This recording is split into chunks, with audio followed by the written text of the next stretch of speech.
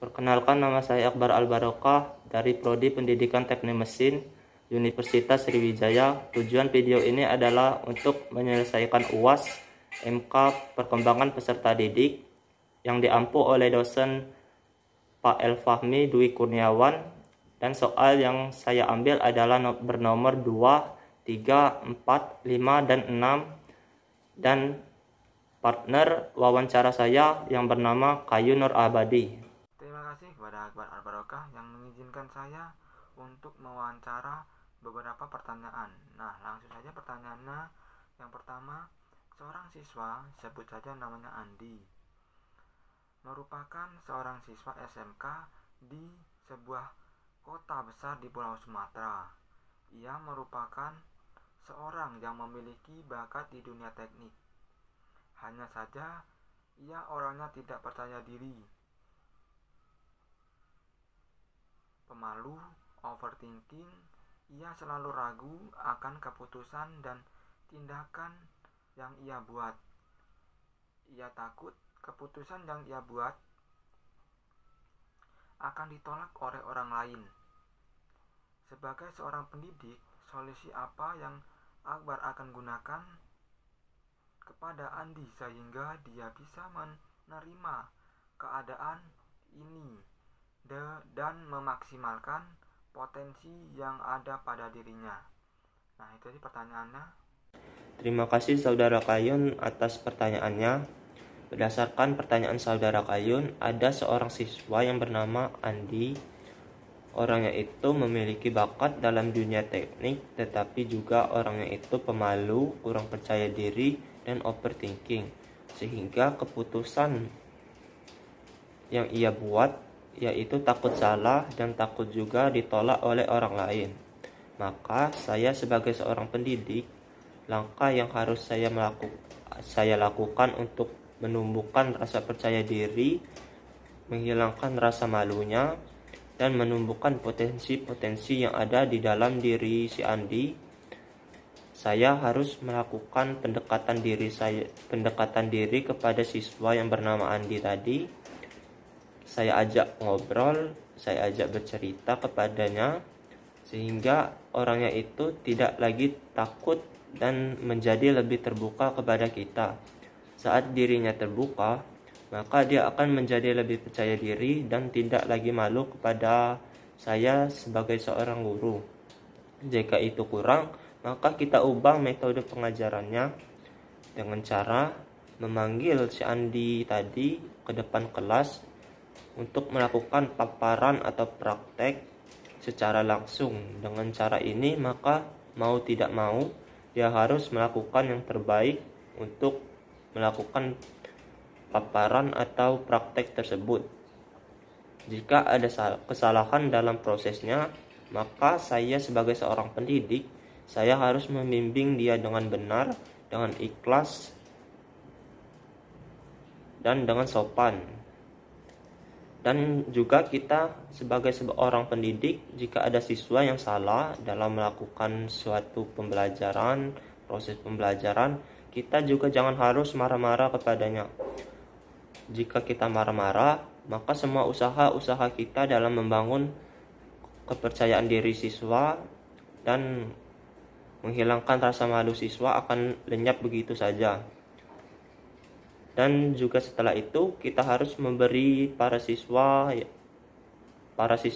tersebut sebuah pujian dengan kemampuan dan keunikannya sendiri. Tentu saja pujian tersebut tidak harus diberikan kepada siswa yang selalu mendapatkan peringkat atau prestasi dalam kompetensi, tetapi hal-hal kecil yang dilakukan oleh siswa seperti membuang sampah, masuk kelas tepat waktu, dan hal-hal yang lainnya. Dengan ini, maka siswa akan menjadi lebih senang dan terbuka, lalu dapat menumbuhkan rasa percaya dirinya dan hilanglah rasa malunya sedikit demi sedikit.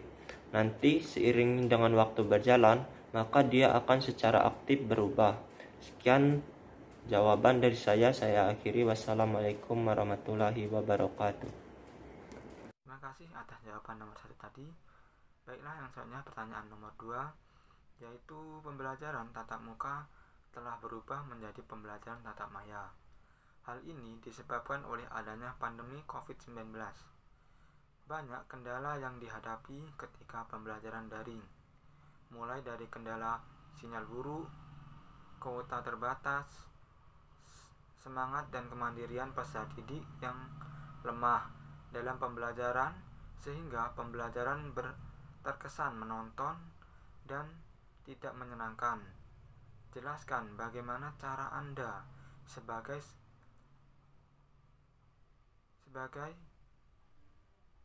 pendidik membuat pembelajaran tatap maya tetap menyenangkan bagi peserta didik. Nah, itu pertanyaan yang kedua.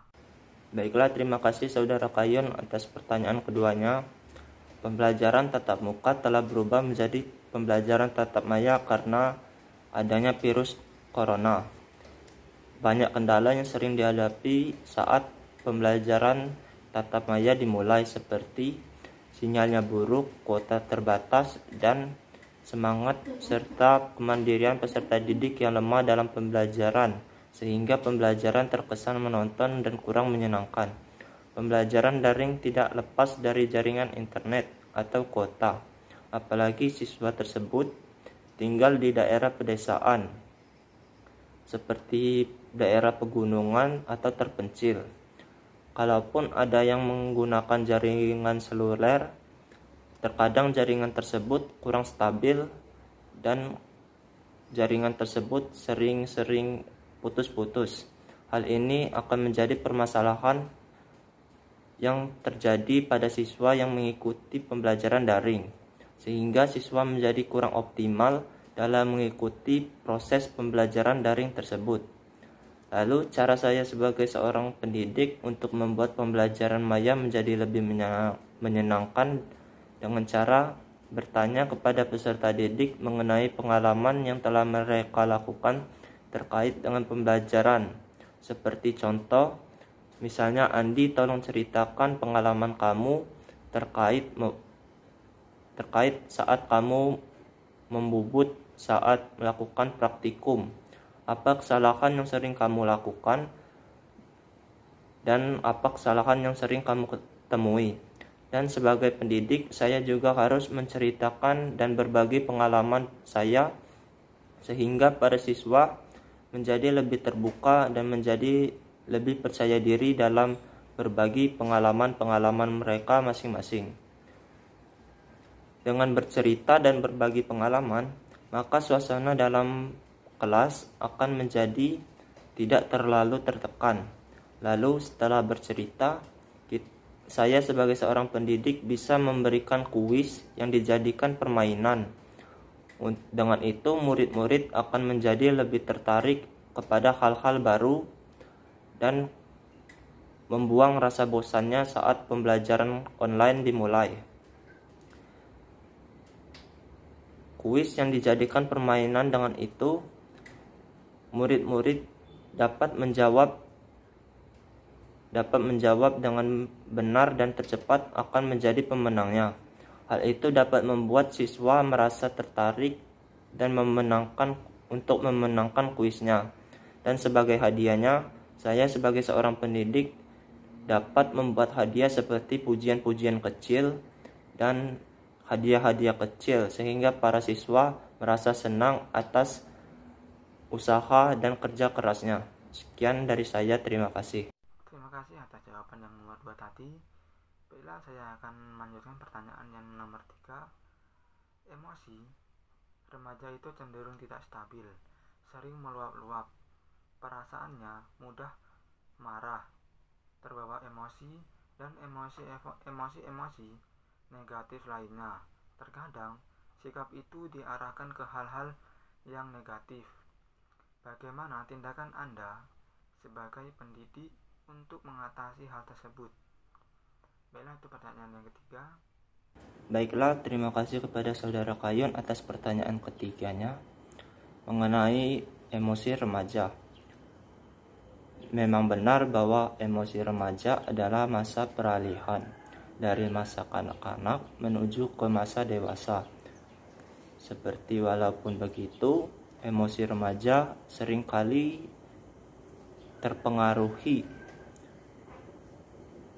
Ambil saja sebagai contoh, di SMK ketika sebuah telepon milik siswa disita sementara sang guru saat mengikuti ulangan semester misalnya, dan siswa tersebut memukul guru. Dalam hal ini dapat terlihat bahwa siswa tersebut menyebabkan terjadinya kekerasan, dan itu adalah faktor dari ketidakmampuan siswa dalam mengendalikan emosinya sebagai peserta didik dan emosi yang belum stabil. Oleh karena itu, saya sebagai seorang pendidik, hal yang harus saya lakukan untuk mengatasi hal-hal negatif tersebut adalah dengan perlahan-lahan saya harus mengatasi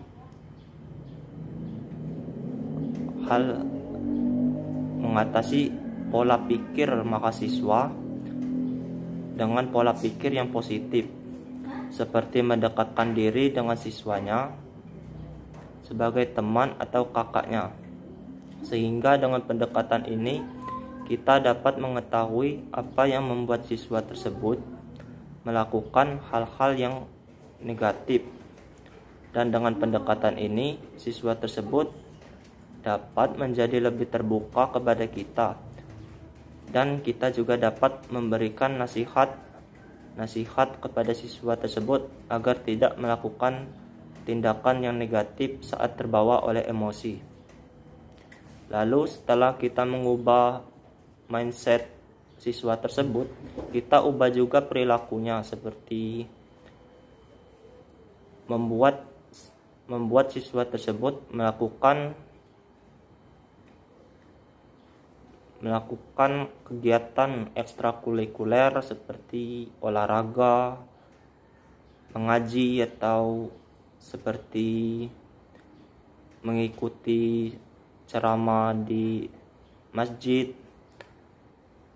Dengan kegiatan tersebut, siswa dapat membawa hal-hal positif dan menghindarkan hal-hal negatif. Terima kasih atas jawaban yang nomor 3 tadi. Nah, di sini saya akan menyampaikan pertanyaan yang keempat. Hidup ini unik. Kita yang menjalani, Tuhan yang menentukan, dan orang lain yang berkomentar. Terkadang orang lain mudah sekali menilai sesuatu, padahal itu baru sekali lihat dan baru sekali mendengar. Ia dengan mudah melakukan penilaian. Nah, di sini ada suatu cerita di mana seorang siswa yang sedang menempuh suatu pendidikan di suatu kota. Orang-orang sekitarnya bilang bahwa dengan ia sekolah tersebut akan memberatkan orang tua. Sekolahnya tidak akan selesai karena kekurangan biaya, serta omongan-omongan lainnya yang sebenarnya tidak enak untuk didengar. Jika kalian berada di posisi tersebut, apa yang akan kalian lakukan? Jika posisi kalian sebagai pendidik, nasihat dan motivasi apa yang akan kalian berikan kepada siswa tersebut? Nah, itu tadi pertanyaan. Nah, terima kasih. Baiklah, terima kasih kepada saudara Kayun atas pertanyaan nomor 4-nya. Jika saya di posisi tersebut, maka saya akan tidak perlu untuk menghiraukannya, dan saya akan menjadi lebih fokus dalam belajar dan menjadikan itu sebagai motivasi saya dalam belajar. Karena orang-orang tersebut hanya bisa mengkritik tanpa dasar. Dan itu tidak perlu untuk dihiraukan. Jika saya mendengarkannya, maka itu akan menjadi hal-hal negatif bagi saya, sehingga semangat belajar saya akan menjadi lebih buruk dan menurun. Bahkan saya akan berpikir lebih baik untuk tidak sekolah. Dan itu juga akan membuat orang-orang yang mengkritik lebih senang dan tertawa. Saya akan membuktikan kepada mereka bahwa mereka salah dengan mengkritik saya, dan saya akan berjuang untuk mendapatkan beasiswa. Dengan begitu, kritik yang mereka berikan itu hanyalah omongan. Dan saya sebagai seorang pendidik, maka saya akan menasihati siswa untuk jangan putus asa dan jangan menghiraukan orang-orang yang mengkritik. Jadilah orang yang pintar, belajarlah dengan giat. Dengan begitu, Anda dapat mendapatkan beasiswa gratis dan masalah tersebut tidak akan menjadi halanganmu dalam menggapai cita-cita yang kamu inginkan. Sekian dari saya, terima kasih. Terima kasih atas jawaban yang nomor 4 tadi. Baiklah, saya akan melanjutkan pertanyaan yang kelima. Dan kelima ini, kata-kata motivasi apa yang paling mempengaruhi hidup Anda sehingga Anda menjadi lebih semangat dan bahagia dalam menjalani hidup? Nah, itu jadi pertanyaan yang terakhir. Baiklah, terima kasih kepada Saudara Kayun atas pertanyaan yang kelimanya. Kalau menurut saya sendiri, kata-kata motivasi yang benar-benar mempengaruhi saya adalah dari guru agama saya, yang dia berkata, hiduplah dengan apa adanya. Katanya simple, tapi itu juga memiliki arti yang bagus. Itu sangat penting bagi saya saat mendengar kata-kata motivasi ini. Ini sangat mempengaruhi saya dalam berbagai bentuk, karena kata ini mengandung bersyukur atas hal-hal yang telah terjadi, yang telah diberikan oleh Allah. Seperti contoh, kebanyakan orang merasa malu menunjukkan jati dirinya dengan berlagak sok keren, padahal aslinya dia tidak punya apa-apa. Inilah salah satu contoh hal yang membuat hidupmu tidak tenang, di mana hati terlalu butuh untuk pengakuan orang lain, memaksakan diri agar dikagumi. Mungkin itulah yang dapat saya sampaikan. Lebih dan kurang saya mohon maaf. Saya akhiri. Wassalamualaikum warahmatullahi wabarakatuh.